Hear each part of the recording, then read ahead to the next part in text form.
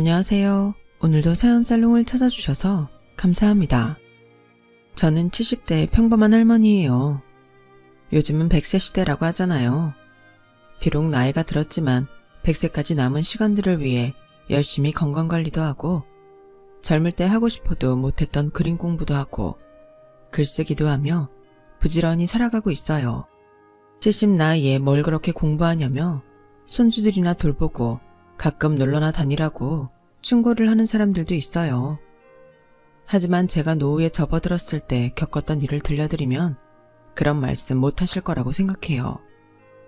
이건 남편에 관한 것도 시어머니에 관한 것도 아니고 제 자식들과 있었던 일이에요. 어쨌든 친자식처럼 생각하고 30년을 넘게 살았으니 지금도 제 자식들이라고 하는 게 맞겠죠. 벌써 오래전 세상을 떠난 남편과 저 사이에는 자식이 없었어요. 남편도 저도 문제는 없다고 했는데 아무리 기다려도 아이가 생기지를 않았죠. 우리 너무 아이 갖는 거 연연하지 말고 둘이서 알콩달콩 재밌게 살자. 그러다 보면 언젠가는 우리 부부한테도 귀한 아이가 올 수도 있잖아. 라며 아이를 기다리느라 마음도 상하고 몸도 상해가는 저에게 남편은 위로의 말을 했었죠. 시댁에서도 저희한테 아이가 안 생긴다고 뭐라고 하지 않았어요. 시어머니는 애꿎은 시집살이는 안 시키는 분이었고요. 좋은 분들이다 보니 제가 더 죄송했고 얼른 손주를 안겨드렸으면 좋겠다고 바랐지만 어쩐 일인지 저에게는 제 핏줄을 가진 아이가 허락되지 않았답니다. 10년을 노력해도 아이가 생기지 않자 저는 그제야 마음에서 아이를 갖겠다는 소망을 내려놓았어요. 당신 말대로 그냥 우리끼리 오순도순 살아야 되려나 봐. 솔직히 아주 포기했다고는 못하는데 그래도 꼭 아이를 가져야 된다는 그런 마음은 내려놓게 되네. 당신이 꼭 아이가 갖고 싶다면 입양이라는 방법도 있으니까 우리 차차 생각해보자. 남편이 그렇게 말한 게 마치 예언이라도 된 것처럼 반년쯤 지나서 남편의 형인 아주버님 댁에 사고가 생겼어요. 남편은 삼형제 중 둘째였고 위로 형하고 아래로 여동생이 있었어요. 부부 모임에서 해외로 여행을 갔던 아주버님과 형님은 공항에서 돌아오는 길에 추월하던 차와 충돌했고 병원으로 옮겨져 얼마 안 돼 돌아가시고 말았죠. 정말 온 집안이 난리도 아니었어요. 시부모님은 장례를 치르고 1년이 지나도 살아도 산 사람 같지 않았고요. 저희 부부도 한동안 우울증 증세를 보이기도 했고 참 힘든 시간을 보냈었어요. 형님 부부는 저에게도 잘해주셨던 기억이 많아 더 마음이 아팠죠. 모든 게 멈춰버리고 형님 부부가 추억이 되어버린 날부터 심적으로 많은 변화가 있었던 것 같아요. 그리고 형님 부부의 첫 번째 제삿날이 돌아왔어요. 형님네는 아들, 딸, 남매가 있었는데 시부모님과 같이 살고 있었거든요. 제사가 끝났는데 두 분이 저희한테 긴히 할 말이 있다며 심각한 얼굴을 하시더라고요. 우리가 생각을 해봤는데 지혁이 지숙이 너희가 키우면 어떻겠냐. 아직 10살, 8살이라 어리기도 하고 할머니, 할아버지랑 사는 것보다 작은 아빠, 엄마가 학부모가 되어주면 어떨까 싶다. 애들이 학교에서 놀림받을 일도 없을 테고. 물론 너희 의견이 중요하지. 시부모님은 아이들이 학교에서 할머니, 할아버지랑 산다고 놀림당하고 부모 없다며 딸 놀림당한 이야기를 해주시더라고요. 어찌나 애들이 안 됐던지 마음이 참 짠하더라고요.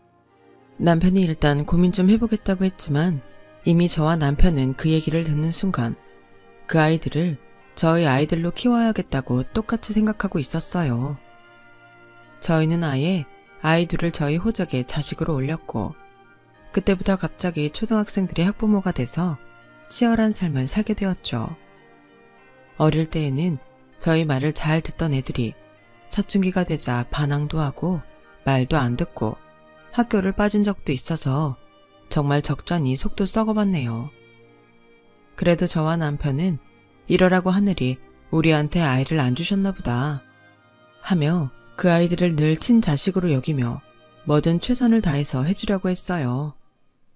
그러다가 아이들 고등학교 때 남편이 먼저 세상을 떠났어요. 몇 년 전부터 심장이 좀 안 좋다는 진단을 받았지만 남편은 크게 걱정할 거 없다며 개의치 않았거든요. 그런데 어느 날 갑자기 쓰러지더니 결국 다시는 일어나지 못하더군요.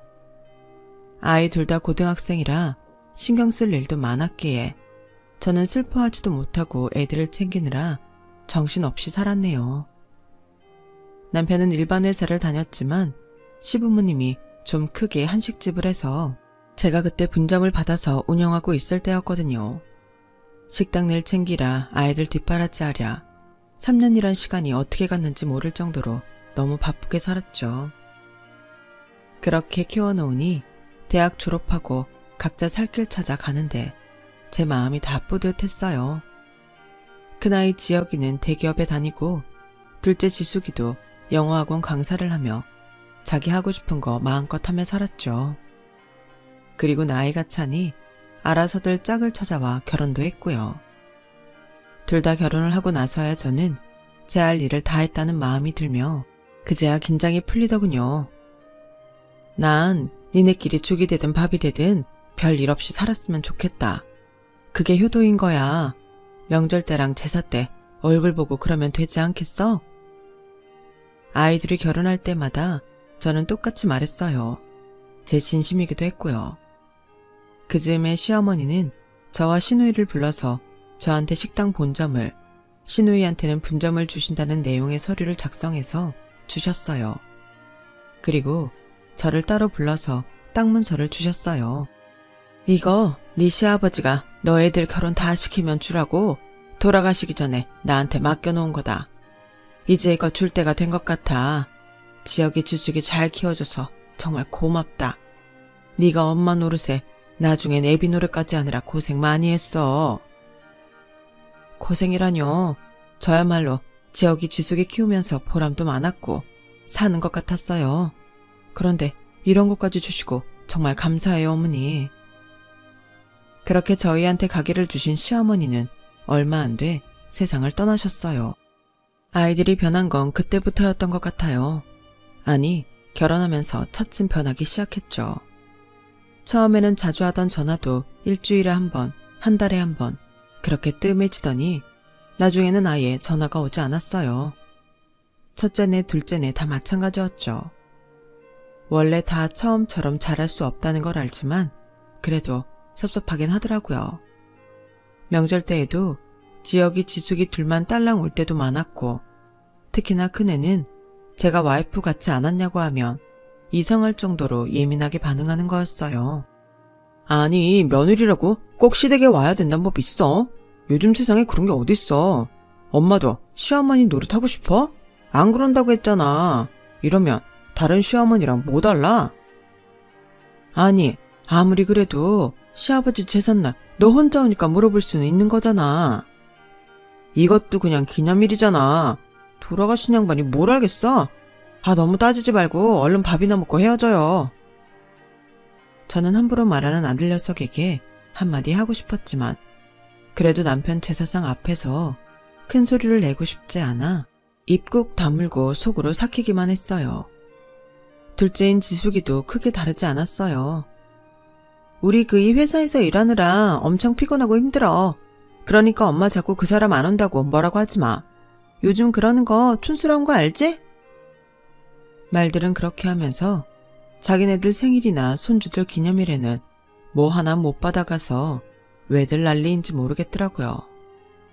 그런데 언젠가부터 며느리가 무슨 인사할 일이 있으면 꼭 식당으로 저를 찾아오더라고요. 어머니, 이번 명절상 차리시라고 용돈 보냈어요. 확인하셨죠? 근데 요즘 장사는 어때요? 불경기라 손님이 전보다 좀 적어진 것 같긴 하네요. 라며 식당 내부를 한번 싹 훑는데 딱 봐도 며느리가 지금 뭐 하는지 너무 잘 알겠더라고요. 나중에라도 이 식당을 물려받으면 어떻게 해야 되나 지금부터 준비하는 거 아니겠어요? 그때만 해도 저는 건강에 문제도 없었고 늘 카운터에 앉아서 모든 일을 다 하고 있었는데 솔직히 괘씸해서 식당 얘기는 잘 해주지도 않았네요. 식당이야 늘 그렇지 뭐. 단골들 섭섭하지 않게 음식 막 변하지 않는 거랑 재료 아끼지 않는 거, 그런 거 제일 신경 쓰는 건 항상 똑같아. 그나저나 이번 명절에도 집에는 안 들릴 거니? 어머니, 저희 친정어머니가 허리를 다치셔서 좀 힘들 것 같아요. 가게 매출 잘 나오면 좋겠네요. 그럼 또 봬요. 이러고 가버리니 얄밉지 않겠어요? 큰애도 소녀를 낳아서 2살인데 몇 번 본 게 다니 참 섭섭했죠. 둘째도 친정 와서 산후조리하고 받아갈 거 다 받아가 놓고는 애가 잘 지내는지 물어보면 자기 아이 키우는데 간섭하지 말라며 차갑게 제 말을 끊어버리더라고요. 엄마, 우리 그이가 그러는데 요즘 친정에서 사위들한테 차도 한 대씩 뽑아준다는데 우리도 해줘요. 엄마가 그런 걸 안 해주는데 그이라고 처가에 오고 싶겠어? 제가 정말 인색한 사람이면 저도 할 말이 없겠죠. 그런데 저 걔들 결혼할 때 정말 돈 많이 들였어요. 하나밖에 없는 사위라고 전부 다 최고급으로만 해줬고요. 누가 보면 무슨 연예인 사위 드리는 줄 알았을 거예요. 그런데도 저한테 바라기만 하니 저도 아이들과는 적당히 선을 두고 살아야겠다고 마음을 바꿨어요. 그전에도 저는 바라는 게 많지 않다고 생각했는데 아이들은 그게 아니었던 것 같아서 말이죠. 그러다가 정말 제 인생을 바꿀 일이 생기고 말았어요. 언젠가부터 잠을 아무리 자도 피곤이 풀리지 않고 입맛도 없어지고 살이 자꾸 빠지더라고요. 처음에는 별일 아니겠거니 했다가 식당 직원들이 하도 병원에 가라고 성화를 해대서 병원에 갔다가 의사한테서 가슴이 철렁하는 말을 들었어요. 자꾸 보호자를 데려오라는데 아이들이 와줄 것 같지 않아 그럴 사람이 없다고 하니 그제야 의사가 이야기를 하더군요. 조직검사 결과가 나와야 정확하겠지만 위에서 발견된 종양이 좋지 않은 건 확실하네요. 그럼 암이라는 말씀이신가요? 수술할지 안 할지는 다음에 오셨을 때 다시 말씀드릴게요. 의사는 암이라는 말은 하지 않았지만 모든 정황이 제가 위암이라는 걸 말해주고 있었어요. 저는 너무 마음이 힘들고 인생이 허무하기까지 해서 아이들한테 전화를 했어요. 먼저 간 남편 목소리는 들을 수 없으니 아이들 목소리라도 듣고 싶었거든요. 엄마, 회사 바쁠 때 전화를 하시면 어떡해? 지어가 엄마 아파서 병원 갔다 왔거든. 근데 그러니까 평소에 몸 관리 좀 잘하지. 나이 들어 고생하잖아. 나 바쁘니까 나중에 얘기해. 어디가 아프냐 묻지도 않고 끊어버리는 아들 녀석 다음으로 딸아이한테도 전화를 해봤지만 마찬가지였어요. 자기 바쁜데 전화한다고 신경질부터 내더라고요. 저는 그때야 제가 아이들을 잘못 키웠다고 후회를 했네요. 우리는 잘 키워보겠다고 정말 애썼잖아 여보. 근데 그게 아니었나 봐. 우리가 애들을 많이 섭섭하게 한 건지 난 정말 그런 것 같지 않은데. 당신 애들 좋아하는 거라면 멀리 차까지 타고 가서 사왔잖아.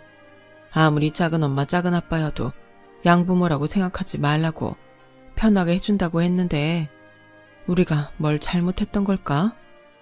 왜 저리 나한테 매정하게 굴지? 저는 밤새 남편 사진을 앞에 놓고 통곡을 하며 혼잣말을 중얼거렸어요. 그리고 조직검사 결과가 나온 날 의사는 저한테 수술 후에 항암 치료를 하자고 하더라고요. 일단 지금 상기라고 보는데 수술은 하루라도 빨리 하면 좋고요. 항암 치료하면서 예후를 보도록 하죠. 저는 집에 돌아와 수술 준비를 하면서 아이들한테 전화를 했어요. 왜 또 몸이 계속 안 좋아? 신경질부터 내는 아들 녀석한테 암이라고 했더니 대뜸 저한테 이렇게 말하더라고요. 엄마, 보험 들었어? 그거 돈 엄청 들어갈걸? 아무튼 실비보험, 암보험 들어놓은 데부터 전화해봐. 나한테 전화한다고 뾰족한 수가 있는 건 아니잖아. 내가 무슨 수를 바라고 전화했겠니? 아프고 수술 받아야 하니 전화한 거잖아. 무슨 말을 그렇게 해? 엄마, 지금 우리한테 키워준 보상 바라는 거 아니지? 아빠 돌아가신 후에도 엄마가 나랑 지숙이 키우고 결혼까지 시켜준 건 고마운데 그거 당연히 할 일 한 거잖아. 그거 갖고 지금 생색내고 병간호 해달라, 병원비 달라 그러면 안 돼. 엄마 할머니한테 우리 키움값 받은 거 우리도 다 아니까 우리한테 뭐 바라지 마.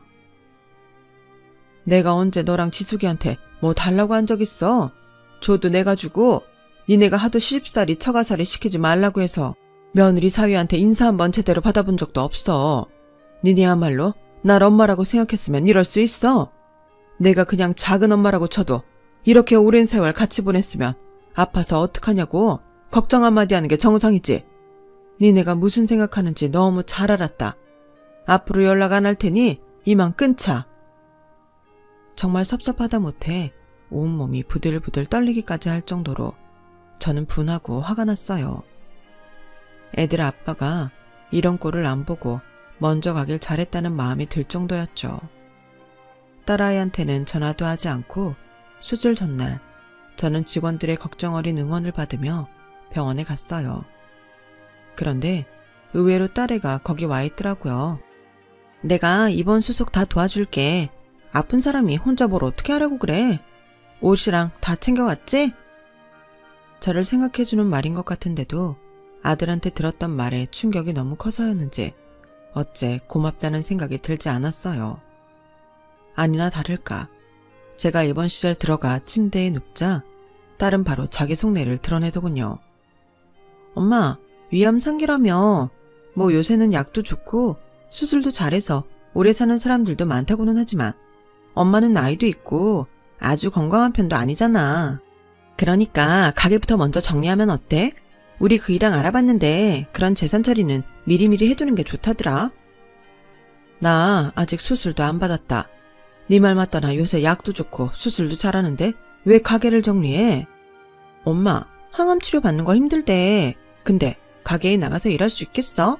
신경 쓰지 않는 게 회복의 최고인데 가게 나가면 또 스트레스 받잖아. 우리가 다 알아서 할 테니까 엄마 가게 우리한테 맡겨. 아니 됐어. 내가 알아서 할 테니까 네가 신경 쓸 거 없다. 우리 서로 그런 도움 안 받기로 한 거 아니었어? 나 너네 키워준 생색 내고 싶지 않으니까 너도 그만 가봐. 정말 눈에 콩깍지 다 떼고 보니 어찌나 속이 훤히 들여다보이던지 생판 모르는 남이 더 낫겠다는 생각을 그날 처음 해봤네요. 저한테 금전적인 도움을 주는 거 바라지도 않았어요. 진심으로 괜찮냐는 말, 아파서 어떡하냐는 말 듣고 싶었던 게 저한테는 그렇게 사치였을까 싶고 서운한 마음은 수술실에 들어갈 때에도 없어지지 않더라고요. 하지만 딸아이는 제가 태어나는 날에 와서도 제 성질을 돋았어요. 엄마, 고집 부리지 말고 이참에 정리하자. 엄마 죽어도 나나 오빠는 식당에 대해 아는 것도 없고 운영할 생각도 없어. 어차피 나중에 우리 줄 건데 미리 준다고 뭐가 달라져? 엄마 예금해놓은 것도 그렇고 병원비 미리 빼놓고 나머지 우리가 관리하면. 너 내가 이제 막 태어나는데 그런 얘기를 하니? 지금 나 얼른 죽으라고 제사라도 지내는 거야? 이러려고 내 입원 수속 해줬으면 그거 일당 내가 줄 테니까 당장 돌아가. 나 어떻게든 다시 건강해져서 죽기 직전까지 그 식당 하다가 죽을 거니까 그런 줄 알아. 나 너네한테 질렸어. 아주 질릴 대로 질렸다고. 그러니 제발 그냥 돌아가. 제가 전과 다르게 소리를 지르자 딸은 놀랐는지 흠칫거리더군요. 아 정말 왜 이렇게 고집을 부리실까? 나는 엄마 생각해서 한 소린데 왜 자꾸 왜곡해서 들어? 왜곡이고 뭐고 아무리 정이 없어도 그게 암 수술 받고 태어나는 사람한테 할 말은 아니지. 어차피 물려줄 거 미리 가게 정리해서 돈 달라니. 예금까지 정리해서 달라고 누가 그런 말을 해. 그것도 너 뼈 빠지게 키워준 사람한테. 제가 병원 복도가 떠나가라 소리를 지르니 주변에 있던 사람들이 딸애를 힐끔거리며 쳐다보더라고요. 저라고 그런 망신 당하고 싶었겠어요. 내가 잘못 키워 그런 건데 그걸 동네방네 떠들고 싶지 않았죠. 그런데 말하는 게 어찌나 사람 화를 폭발하게 만드는지 한바탕 질러대고 나니 속은 후련하더라고요. 딸아이는 사람들 눈치가 보였는지 제가 입원시킨 일당으로 챙겨주는 30만 원을 손에 쥐자마자 얼른 자리를 뜨더라고요. 지들도 살림하고 애들 키우느라 힘들겠죠. 그걸 제가 모르는 건 아니에요. 하지만 경우라는 게 있는 거잖아요. 아이들한테 질릴 대로 질린 저는 어떻게든 살아남겠다고 굳게 결심하고 이전과는 다르게 독한 마음을 먹었어요. 항암 치료라는 게 정말 힘들긴 했지만 산이나 바다도 자주 다녔고 음식도 전부 건강식단으로 바꿔서 먹었어요. 하루에 30분은 무조건 걸었고요. 식당 일은 제 바로 밑에 있는 매니저한테 일단 모든 걸 맡겼어요. 매니저는 아무 걱정 말고 몸부터 회복하라고 제가 자식들한테 듣고 싶었던 말을 해주더라고요. 물론 중간에 너무 힘들어서 병원에 실려가기도 하고 우울증이 심각하게 온 적도 있지만 그래도 어떻게든 살아남으려 애를 썼더니 어찌 이겨내게 되더라고요. 간단하게 정리를 했지만 정말 말로 다 할 수 없을 만큼 힘들고 고통스러운 시간이었어요. 저는 그때 식당에 아픈 분들도 오셔서 식사할 수 있게 자연식 식단을 만들자고 제안했고 매니저와 회계를 봐주는 회사에서는 지금 식당 상황에서는 어렵다고 했지만 제가 강하게 밀고 나갔어요. 아프고 나니 아픈 사람 심정을 알게 됐다고 할까요? 그리고 건강한 사람들도 더 좋은 음식을 먹으면 건강을 잘 유지할 수 있을 거라는 생각도 했죠. 그렇게 저희는 건강식 메뉴를 첨가했고 기존 메뉴들도 조금씩 건강식처럼 바꾸기로 했어요. 당장은 좀 손해를 볼 수 있겠지만 꼭 필요하다고 생각했거든요. 그래도 식당을 매일 나가는 건 아직 저한테 힘든 일이었기에 일주일에 한 번씩 나가다가 점점 상태가 좋아지면서 사흘에 한 번 나가서 카운터도 보고 돌아가는 상황도 점검했어요. 그러던 어느 날 제가 병원에 다녀오는데 집 앞에 며느리가 손자를 데리고 와 있더라고요. 너는 오면 온다고 말을 하지. 아님 어디 지나가다 들린 거야? 네, 오늘 준수 어린이집 행사 있어서 빨리 끝났는데 자꾸 할머니 보고 싶다고 하지 뭐예요. 준수야, 그렇지? 어색한 며느리 표정과 아무것도 모르는 손자 얼굴을 보고 저는 단박에 거짓말인 걸 눈치챘어요. 어쨌든 집까지 왔는데 그냥 돌려보낼 수는 없어서 집에 들여서 손자 녀석 좋아하는 과일도 깎아주고 며느리랑도 차 한잔을 했죠. 며느리는 곧 자기 용건을 꺼내더라고요. 어머니, 힘드시면 간병인 쓰세요. 그 정도는 제가 어떻게 해볼 수 있어요. 이제 와서 무슨 간병인이야. 간병인 쓸 때는 지났어. 지금은 도우미 아줌마가 일주일에 한 번씩 와서 청소해 주신다. 아, 그럼 많이 나으신 건가 봐요? 병원에서는 뭐래요? 어머니 차도는 좀 보인대요? 무슨 결과 같은 거 받으신 건 있으세요? 왜? 내가 나은 것 같아서 섭섭하냐? 내가 계속 아팠으면 좋겠어? 아니 어머니 무슨 그런 말씀을 하세요. 저기 준수야, 너 할머니한테 하고 싶은 말 있댔잖아. 응? 며느리는 과일을 먹으며 장난감 갖고 놀기 바쁜 손자를 자꾸 부추기며 제 앞에 세우더라고요. 손자는 쭈뼛거리더니 저한테 연습한 것처럼 앵무새 마냥 이렇게 말했어요. 할머니, 저 큰 집에서 살고 싶어요. 지금 우리 집 좁아서 답답해요. 할머니가 사주세요. 네? 저는 아이언 실색에서 저를 보며 억지로 웃고 있는 며느리를 보았어요. 너 참 대단하구나. 이제는 아무것도 모르는 애를 앞세워서 나한테 돈 타낼 생각을 하는 거야? 준수가 뭘 안다고 이런 말을 해? 아니에요 어머니, 준수가 정말 새집 이사 가고 싶댔어요. 듣기 싫다. 나 참, 내가 1년에 한 번 볼까 말까 한 손자 말이라면 아이고 그러냐 하며 들어줄 어리석은 늙은이로 보였냐? 너 사람 잘못 봤어. 내가 아파서 죽어가도 너네한테 못 주겠다. 어머니, 그러지 마시고 어머니 병원비랑 노후 쓰실 거 남기시고 나머지 정리하셔서 저희 주세요. 그러면 더 서로 편하고 좋잖아요. 너네는 편할지 몰라도 난 하나도 편할 거 없다. 지금도 불편한 거 없고. 이제 그만 준수 데리고 돌아가라. 며느리는 할 수 없이 돌아갔고 얼마 안 있어 아들놈이 전화를 했어요. 엄마, 집사람하고 준수 내쫓듯이 보냈다면서요. 그렇게 우리 안 찾아간다고 뭐라고 할 때는 언제고 저희를 짐짝 취급하세요.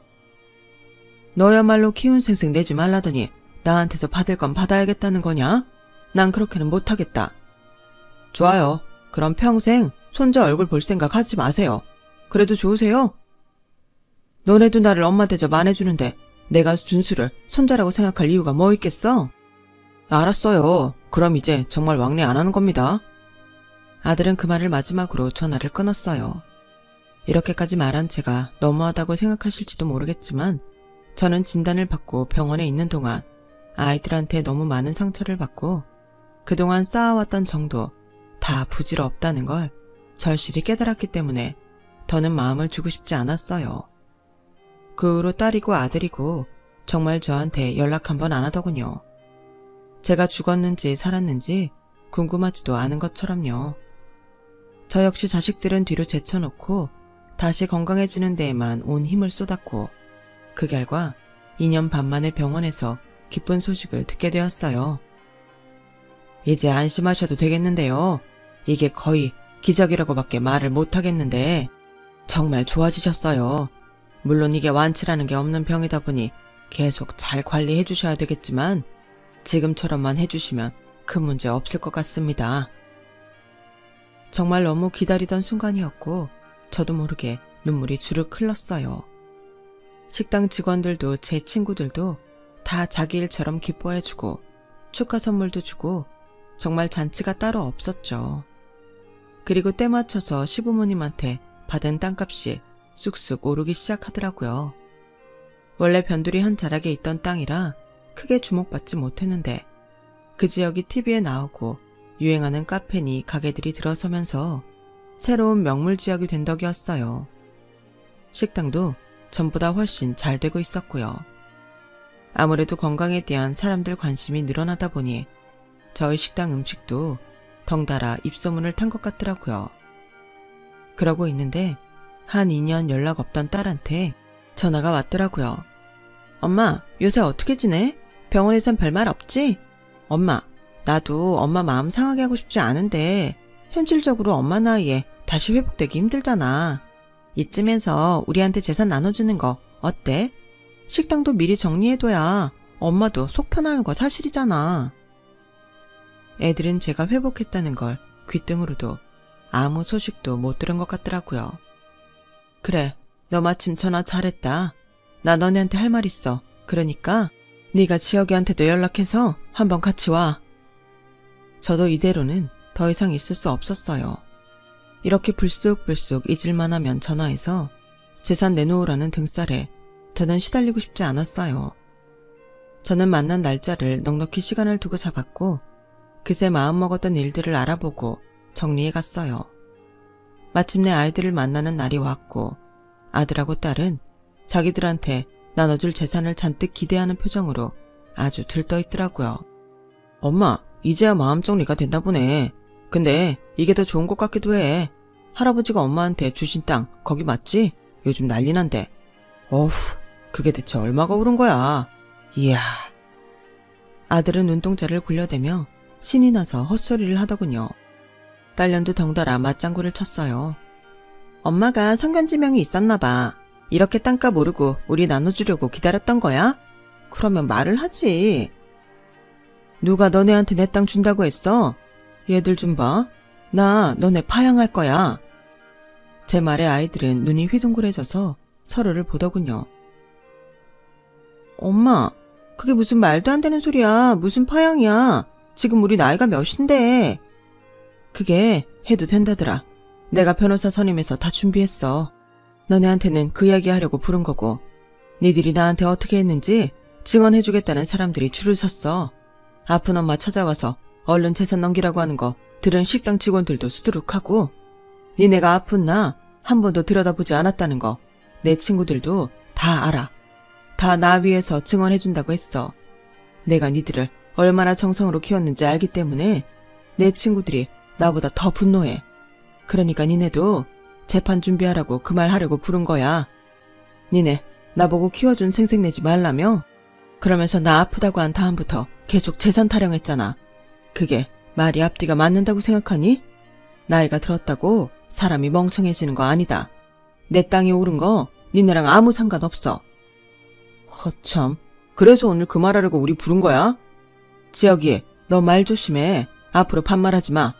너 키워준 작은 엄마한테 그게 무슨 말버릇이야? 그리고 나 병원에서 아주 좋아졌다고 이대로만 유지하라는 얘기 들었다. 암세포 없고 몸도 깨끗하대. 내 비록 자식이 없어서 니네한테 재산 줄 수 있겠다만 그건 내 의지이지. 이제 너네가 내놓으라 말아 할 권리 없어. 난 이 재판 이길 거야. 그러니 너네 각오 단단히 해둬. 이만들 가봐라. 바쁜 사람들 시간 내가 붙잡았다고 나중에 딴소리를 하지 말고. 제가 딱 부러지게 얘기하자 애들 얼굴이 하얗게 질리는 게 보이더군요. 특히나 제 병이 아주 좋아졌다는 말에 두 아이는 의외라는 표정으로 어쩔 줄 모르더라고요. 제가 얼른 돌아가라고 재촉을 하자 아들 녀석이 갑자기 전에 보이지 않던 행동을 했어요. 아들은 그 자리에서 무릎을 꿇더니 고개를 숙이고 저한테 싹싹 빌더라고요. 엄마, 그러지 말고 저 한 번만 도와주세요. 이거 다 엄마가 너무 속상해서 그냥 해보시는 말인 거 알아요. 그래도 엄마 말대로 존댓말 쓰고 행동도 조심할 테니까 확 푸시고 저 좀 도와주세요, 엄마. 나 니네 엄마 아니야. 작은 엄마라고도 하지 마. 그냥 숙모라고 해. 숙모님. 그래요. 부르라고 하는 대로 부를 테니까 제발 좀 도와줘요. 저 주식하다가 망했어요. 이대로 가다가는 위험해요.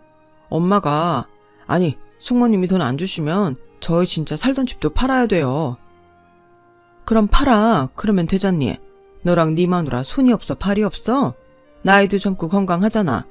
어디 가서 뭘 해도 빚 갚고 살 수 있으니까 나한테 기대지 마. 엄마 제발 좀 살려줘요. 네? 제가 잘못했어요. 앞으로 엄마 자주 찾아뵙고 명절 때도 꼬박꼬박 올게요. 나 이제 그런 거 바라지 않아.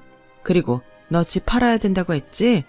그 집도 너 결혼할 때 내가 사준 건 기억하니? 지숙이 나도 똑똑히 들어도 나 네 남편한테 연예인 사위하냐는 말 들을 만큼 결혼할 때 해줄 거 다 해줬어. 넘치게 해줬어. 나 쓸 거 안 쓰고 입을 거 안 입으면서 해줬는데 그 녀석이 나 아플 때 한 번이라도 찾아왔니? 우리 식당 경영 어렵다니까 코빼기도 보이지 않았잖아. 너는 너대로 병원까지 와서 식당 팔아 재산 달라고 억지 쓰고. 니네가 친부모였어도 그렇게 하면 안 되는 거야. 한때는 니네를 정말 친자식이라고 여긴 적도 있지만 이젠 아니야. 그러니까 너네는 재판 준비나 하고 있어. 엄마 미안해. 엄마가 이렇게 화난 줄 몰랐어. 그러니까 이러지 말고 우리 대화로 해결하자. 지금 당장 재산 주는 게 싫으면 유언장이라도 써주면. 딸아이는 정말 사태 파악을 못하더라고요. 어떻게 저런 머리로 좋은 대학을 간 건지 의심스러울 정도였어요. 정남이 다 떨어지고 나니 애들이 얼마나 미련하고 어리석은지 훤하게 보이는데 왜 그동안은 그걸 몰랐을까요? 이런 걸 콩깍지라고 하는 거겠죠. 유언장이라고? 그래, 너 말 잘했다. 내 가게는 나보다 운영 더 잘할 우리 매니저 주기로 했고 내 땅은 곧 팔아서 나 들어갈 실버타운에 기부할 거다. 이미 공증도 다 받아놔서 니네가 건드릴 수 있는 거 없으니 그런 줄 알고 어서 돌아가. 엄마, 아니 숙모님, 나 저질러 놓은 게 너무 많아서 어떻게 해줘야 돼요. 안 그러면 나 지금 차리는 카페 공사대금도 지불 못해요. 그냥 못 주면 빌려주세요. 네? 제발요. 제가 잘못했어요. 지금 우리 대출이자 내는 것도 빠듯해서 우리 회사 다니는 것만으로는 부족해요. 그 잘난 대기업을 둘 다 다니면서 돈 모자라다는 것도 나는 정말 이해가 안 된다. 진짜 우리가 너희를 잘못 키웠나 보다. 내가 헛살았어. 그래, 회사를 다니면서 카페를 부업으로 하면 돈이 저절로 굴러들어올 것 같아? 카페는 만만한 줄 알아. 네가 저지른 거 네가 알아서 해. 내가 차리라고 너 등 떠민 거 아니잖아. 난 너네 한 푼도 못 주니까 그런 줄 알아. 제가 얼른 나가라고 둘을 윽박지르자 그제야 애들은 엎드려서 울먹불며 잘못했다고 난리를 치더군요. 그래도 제가 꼼짝하지 않자 아들 녀석은 갑자기 돌변해서 저한테 협박하듯이 말했어요. 이제 돈도 많고 우리 신세 질 일 없다는 거죠. 우리 힘든 거 알고 혹 떼어내겠다는 거네요. 참 비정하네요. 그래요. 어디 마음대로 해봐요. 우리랑은 평생 등지고 사는 건 줄 아세요. 니네 등지는 거 하나도 안 무섭다. 지금까지는 뭐 그리 니네가 나한테 살갑겠다고 그러냐? 나 니 그런 협박 하나도 안 무서우니까 마음대로 해. 아들이 먼저 씩씩대고 나가자 딸아이는 제 눈치를 보며 뭐라고 말하려고 하더니 그냥 지 오빠를 따라 나가더라고요. 그리고 저는 아이들한테 예고한 대로 파양 절차를 진행했고 다행히 법원은 제 손을 들어줬어요. 제가 다 늙어서 왜 파양할 마음까지 먹었는지 그 마음을 헤아려 준 것 같아 눈물이 왈칵 쏟아지더군요. 그렇게 저는 아이들과 절연하고 혼자서 제 인생을 살게 됐답니다. 죽을 고비를 넘기고 나니 누가 정말 저를 위하는 사람인지 한눈에 알 수 있더군요. 그게 제가 키운 아이들이 아니라는 게 가슴 아팠지만 어쩌겠어요. 이번 생에서 저한테는 자식이 없는가 보다. 그렇게 받아들이기로 했어요. 저는 그동안 저한테 못 써본 돈 열심히 쓰면서 재미있게 살고 있어요. 그때 아이들과 인연을 끊은 이후로 이사한 동네에서 친구들 초대해서 같이 자기도 하고 여행도 가고요. 앞에서 말한 것처럼 이것저것 배우고 공부도 한답니다. 실버타운은 좀 더 있다 들어갈 생각이에요. 이런 제 인생도 나름대로 괜찮다. 그렇게 스스로 위로하고 있네요. 제 이야기는 여기까지예요. 지금까지 들어주신 모든 분들 항상 행복하시고요. 건강히 지내시길 바랄게요. 여러분, 사연 댓글에 응원과 현명한 조언 부탁드려요. 좋아요와 구독은 저에게 큰 힘이 됩니다. 오늘도 좋은 일 가득하세요.